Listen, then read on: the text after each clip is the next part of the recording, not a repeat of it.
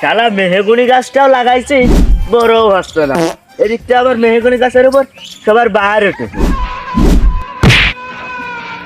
এ দোস্ত, কাম তো এটা গোটা ফেলাইছি রে।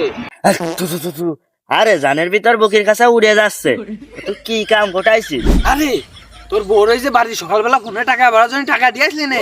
তোর বউ তো মানে আমার কাছে সে যাতে পারিনি, আমার কাছে কয়েছে টাকা ভরিয়ে নিয়ে আসতি। তো আমি দোকানে গেছিলাম, শালা দোকানদার এতু ওজারিও। কে দোকানদার আবার কিসের জন্য যাই রইল? দোকানদার কেম্মা যাই রয়েছে শুনবি তালি তালি শোনে। দোকানে মনে কর আমি টাকা ভর্তি গেছি, আর তোর বোন নাম্বার আছে দোকানদার। আর আমি তো অত পাগল না যে তোর বোন নাম্বার দিবানে, আর দোকানদার তোর বোর সাথে কথা কবে নে। আমি করেছি কি, নাম্বার ঠিকই দিছি, কিন্তু ওই লাস্টের দুটো ভুল দিছি। কারণ তোর বোর সাথে দোকানদার যাতে কথা কতি না পারে, আর নাম্বারের টাকা ঠিক মতনই চলে যায়, বুঝছিস? আরে শালা টাকা 200 বেশি নিবি, তুই কাম টুক করিস কি?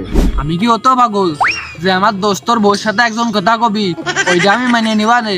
তুই ওটা মনে করিস নি, আমি ঠিক কাজই করেছি। আমি আবুল অত পাগল না যে আমার বন্ধুর বউর সাথে আর একজন কথা কবি আমি ওইটা মাইনে নেবো, তাই না? তো আমি কাজটা ঠিক করেছি নে রে। দাঁড়া রে শালা, তোর না সবে আজকে দম নেই। প্রাণ বাঁচাতে হলে আগে খেসে দৌড় মারি।